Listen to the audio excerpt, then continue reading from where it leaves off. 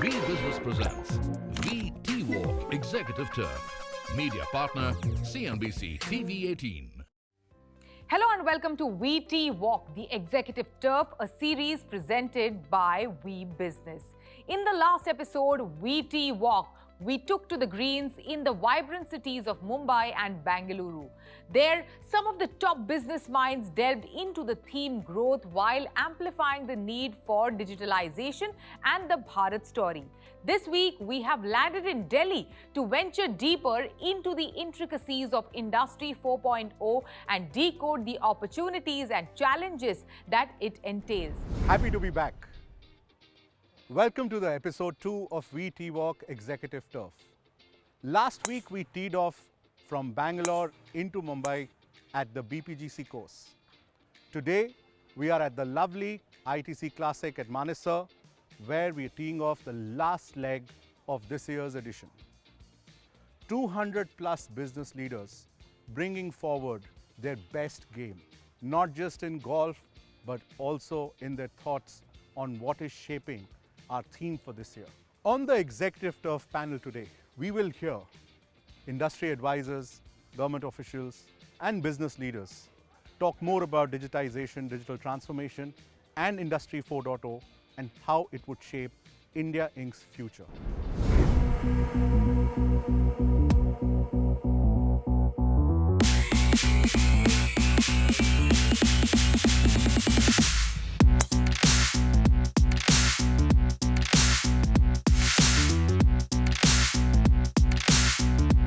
Amid strategic plays and friendly camaraderie, the golf course transformed into a bustling hub for networking.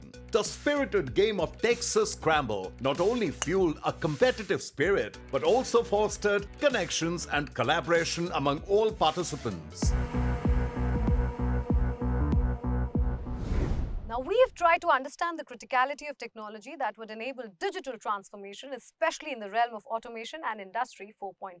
We Business India has spent years delivering innovative solutions based on the partnership philosophy. And well, to talk more about the capabilities that Vodafone Idea Limited and Vi Business has created to partner on the India growth story, we have with us Mr. Jagbir Singh, Chief Technology Officer of Vodafone Idea Limited. How is it that Vodafone Idea Limited is, embracing these technologies to cater to the evolving needs of its customers? So what we are doing is, first thing is we are doing the cloudification of all the infrastructure, because you want to collect the information on the real-time basis and have as much as possible. So you need to ensure that infrastructure is supporting. So having the cloud in the network is very important. And the second is we need to ensure that whatever the platforms we have, they are all software enabled.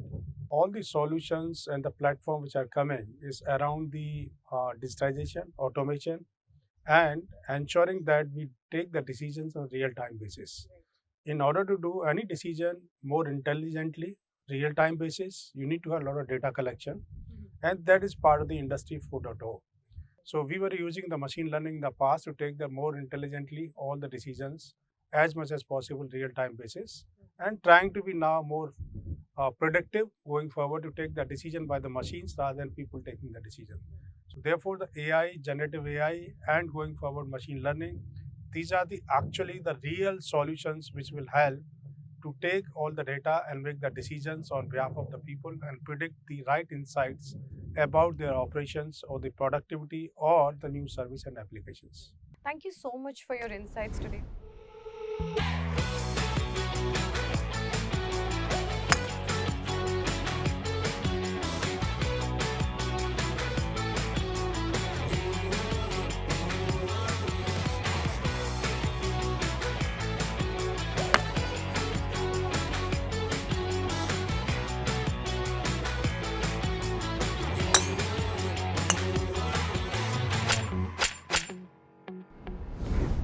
In an era defined by technological advancements, changing consumer preferences and global markets, the Indian business landscape is undergoing a profound transformation. Let us find out from some industry leaders more about their strategies, innovations and opportunities that will propel their business towards success, and how is it that they are unlocking the ready for next growth story for India Inc. Yes, I think one of the thing Industry Revolution 4.0 does is that it brings in a lot of technology and digitization. One of the good things about digitization is that it's a horizontal capability, and it affects every single part of your chain, whether it is the way you source, whether it's the way you make, or it's the way you ship, or it's the way you sell, every single part. So there are efficiencies to be had in cost as well as superior efficiencies in the manufacturing and sourcing. And equally, digitization, what it does is it gets you closer to the consumer. Correct. And more important, you get much more customer data. And one of the things about 4.0 is that you'll see a lot more of the Internet of Things. Right. Like, for example, Vodafone Idea is driving a lot of that. All the telecom operators will drive that. Correct. So I think the Internet of Things will just explode. We have 1 billion people with mobile phones. I think the Internet of Things will take it to many billion more. Yeah. I think, as you all know, India has always been about domestic consumption story. Right. And as the per capita income is growing from $2,500 to hopefully $4,000 in the next 7 years, the domestic consumption driven next growth is going to be a huge part of India's macro growth story. So that's something that's absolutely critical. The second part is the geographic decoupling that's happened. India has played it really well, it's seen as a China plus one solution. Lot of manufacturing companies are coming. In our industrial portfolio, we have a huge number of MNC who want to set up their operations in India to support domestic opportunity as well as export opportunity out of India. Vi Business presents Vi TeeWalk Executive Turf. Media partner CNBC TV 18. Vi Business presents Vi TeeWalk Executive Turf. Media partner CNBC TV 18.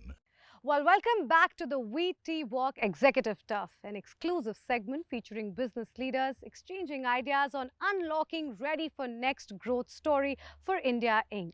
Today, we will delve deeper into the growth story of the India Inc., focusing on the impact of digitization and technological advancement shaping the industries and driving innovation. Well, joining us today in this extremely insightful discussion is an esteemed panel of experts and industry leaders. We have with us, of course, Arvind Nevatia. He is the Chief Enterprise Business Officer at Vodafone Idea Business. Thank you for joining us, Arvind. We have with us Mr. Mahavir Singhvi. He is the Joint Secretary at New Emerging and Strategic Technologies Division, Ministry of External Affairs. And of course, we have with us Mr. Arvind Saxena. He is the former MD and President at General Motors. Thank you so much, gentlemen, for joining us. Well, I'm going to begin with you, Arvind. Firstly, it's great to have you back. In our previous conversation, we touched upon how the growth story of India Inc. has kind of panned out in tier 2 and 3 cities. Now, can you further elaborate on some of the ways digitization and automation is being embraced by companies, and how is it that it is revolutionizing the India Inc.? Firstly, thanks, Swati. It's great to be back. And of course, most of us, at least in my generation, we grew up reading in economics the fact that the ASEAN tigers and China, they are racing away with the manufacturing plot. I think the Make in India, the structural policy framework is definitely helping us now in the last few years make up for that lost time. Right. If we look at the speed at which technology is getting democratized, technology adoption now across countries, across markets is much faster. And I see a lot of different organizations and sectors embracing Industry 4.0 solutions in manufacturing. In fact, I should talk about what we do ourselves as a large telecom organization. Many different technologies like AI, ML, and blockchain, we are using ourselves in our own operations. One of our promoter group, one of the most respected large promoter groups in the country, different manufacturing locations are using multiple Industry 4.0 solutions. And therefore, this is a pace that I think will only get faster and faster in the coming days. Absolutely. Rightly said, it will get only faster in the coming years. Mr. Singhvi, I'd like to come to you now. Now, Indian government has been taking various and rather some significant steps to bolster smart manufacturing in India. Well, of course, and the fact that we've entered the 10th year of Make in India initiative this year, and the recently launched PLI scheme in 2020, which is of course present in about 14 sectors. How do you see collaborative efforts like these between the government and the Indian manufacturers, helping India position itself as a global manufacturing hub?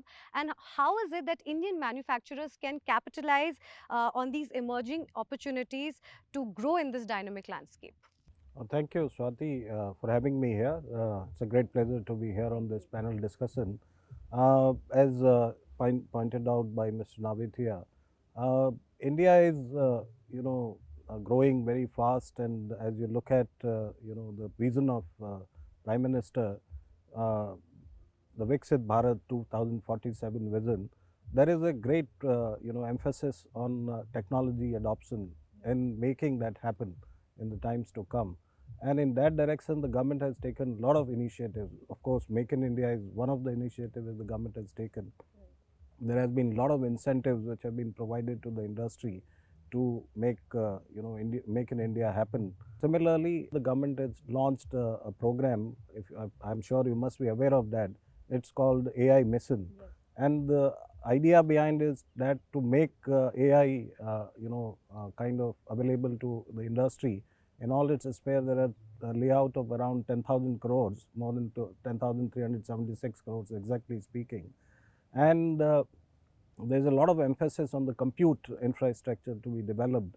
There's an infrastructure layout for GPUs to be acquired and making those available to our startups, our industry, to work upon and to see that all these new solutions, new technologies are democratically available to all and everyone to progress and to innovate and to actually make change happen in India. Absolutely. Shifting gears in a way, or rather literally, Arvind, as somebody who has been, or who rather is a veteran of the automobile industry, and you have witnessed remarkable growth that has occurred in the automobile industry. You have, in fact, experienced it firsthand. Now, how do you perceive the current state of the industry, and what trends do you foresee in shaping its future growth trajectory?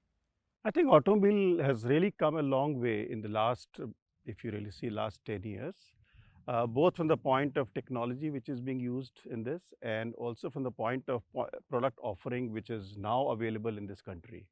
And I think what has really happened over the years, the technology has really helped, bring about these changes in this industry. While how do you, really design a product when knowing your customers better? How do they, go through choosing a particular products or technology? I think digitization has really helped this whole process in this way. Um, I want to come back to you, Arvind. You spoke about how digitization and the Internet of Things is kind of, shaping the overall landscape of India Inc. Now, are there some specific successful examples that you could share with us wherein companies have embraced digitization and automation in enhancing their operational efficiencies? Digital transformation and Industry 4.0 is as much outside the plant as it is inside the plant. I think this is an aspect which is building up in many different ways. If you look at the entire logistics industry, and we have a whole suite of IoT solutions where we are partnering with customers in terms of how do we make safety, how do we make efficiency of fleet management come to life in a multimodal environment. So that is, I think, a big piece, and of course the government also has a huge role to play and is doing that in terms of the physical infrastructure and bringing the overall cost of manufacturing down in the countries. Now, the connected car market has witnessed a substantial growth rate of 60% in Q1 of 2023. The market, while it's still at its nascent stage, I feel this percentage is remarkable. Now, how do you envision the connected car technology accelerating the growth of automotive industry in India? I think connected car has really changed the way customers used to experience their cars in India or anywhere else, I would say. And that is what is creating, I would say, consumer interest, and consumer interface is very different for the connected car. And going forward, it also allows manufacturers to also understand what are the customer needs and what changes they should bring about in their product. And I think it's a great future. That's some great insights there. Well, thank you so much, gentlemen, for joining us today and talking to us.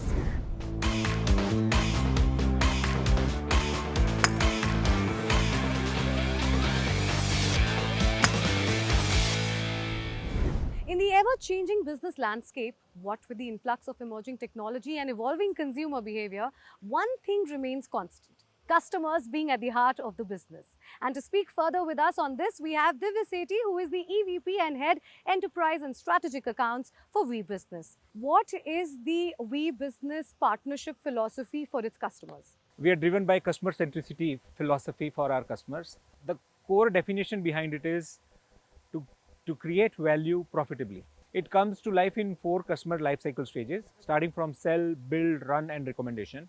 In sell, we are offering customized solutions based on understanding customer problems and giving them solutions which fit into their expectations. In the second stage of build, we ensure that customer onboarding for our solutions is smooth. The third stage, which is run stage, is the most critical stage, wherein the value is realized over a longer period of time. And in that stage, we are driven by speed, empathy, high touch, and responsiveness characteristics.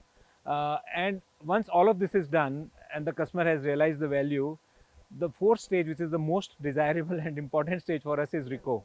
We expect that with this value creation, customers will be really talking high about us. During the event's excitement, the players infused some fun with a quick off-the-course segment. They shared insights into their golf styles, adding an enjoyable twist to the occasion. Well, you're talking about one common strategy.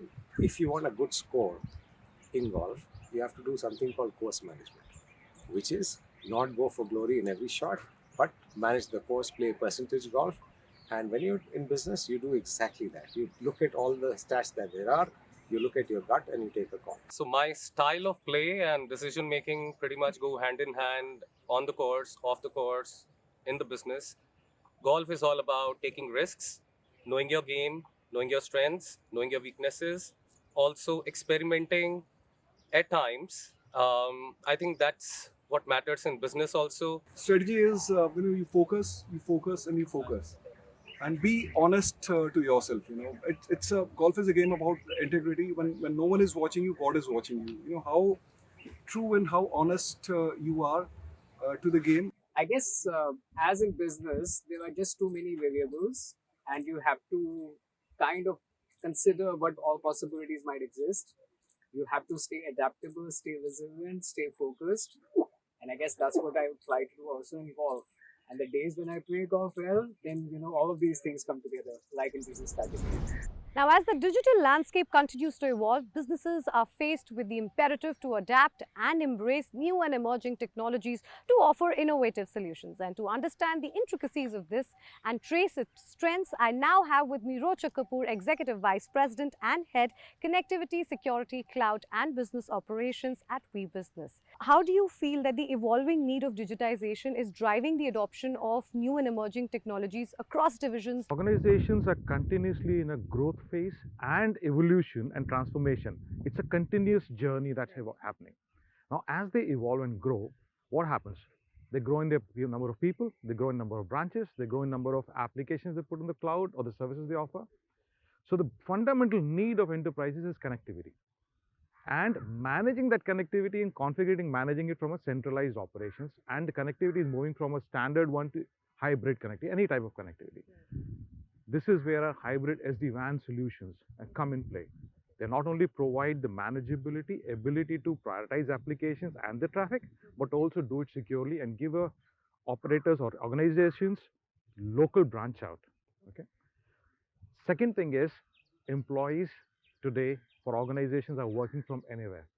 Effectively, it means that you need to have security because across everywhere, because your threat surfaces have increased. This is where we provide vSecure platform, which provides solutions, security solutions all the way from the network to the device and the elements in the middle.